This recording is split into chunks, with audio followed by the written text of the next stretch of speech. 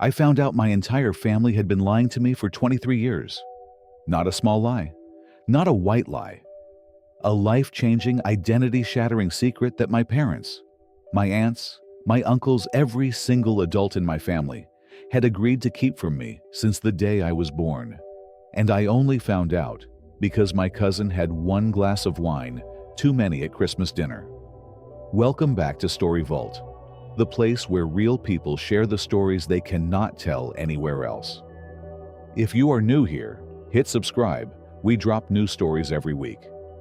Now let me get into this, because it is a lot. I am 26 years old. I was adopted. I have always known that. My parents were completely open about it, and honestly, it never felt like something that defined me. I had a great relationship with my mom and dad, two younger brothers who were their biological kids, and a wider family I had always felt completely part of. Or so I thought. The Christmas dinner in question was 3 weeks ago. My cousin, I will call her Diane, is 31, lives abroad, and only visits twice a year. She has always been a bit reckless with what she says, which the family usually laughs off. That night, there were about 15 of us around the table, and somewhere around the third bottle of wine, the conversation turned to family resemblances. Someone said my youngest brother had my dad's eyes. Someone else said my other brother had my mom's nose. Normal stuff. And then Diane says, and I genuinely thought she was joking at first, she says, "It is a shame they could not all look alike." But then again, that is what happens when one of them is actually a biological child they gave up and then adopted back.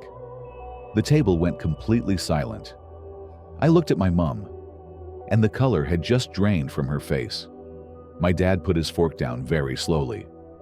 My aunt grabbed Diane's arm and said her name in that voice adults use when someone is about to say something they absolutely should not say.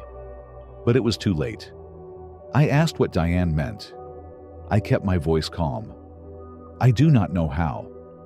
My mom said, "Sweetheart, this is not the time."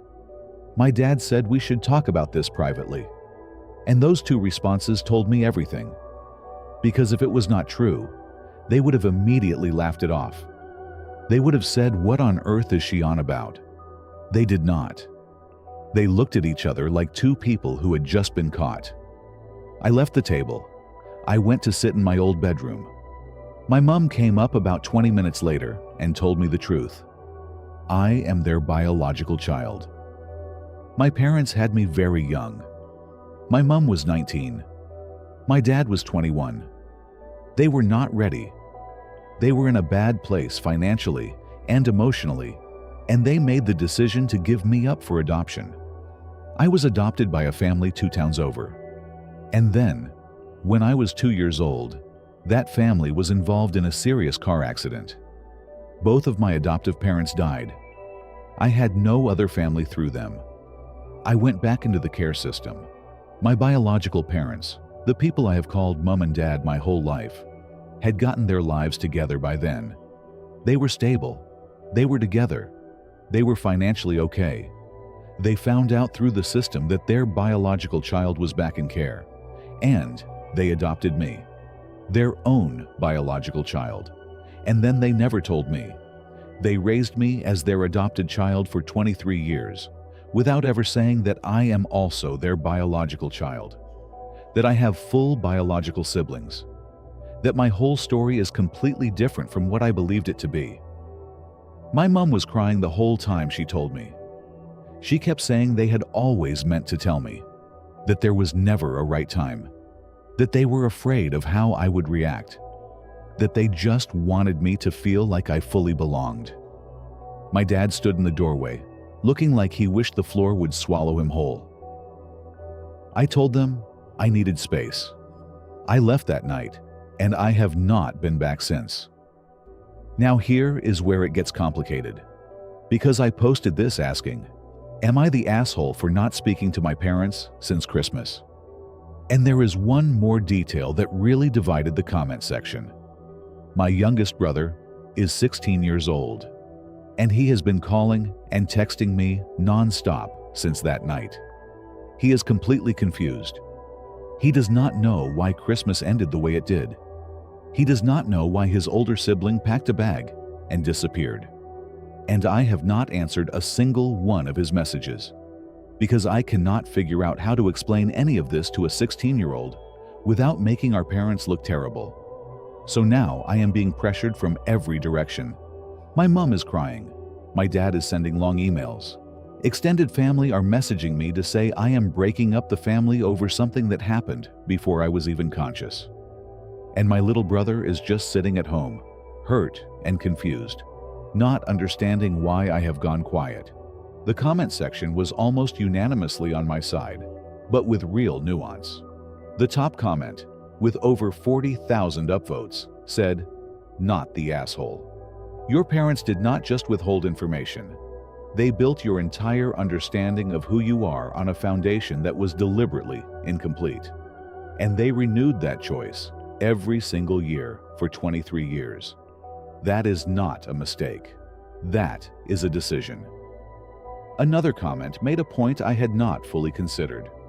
When my parents chose to adopt me back, they had a second chance to be honest from the very beginning. I was 2 years old.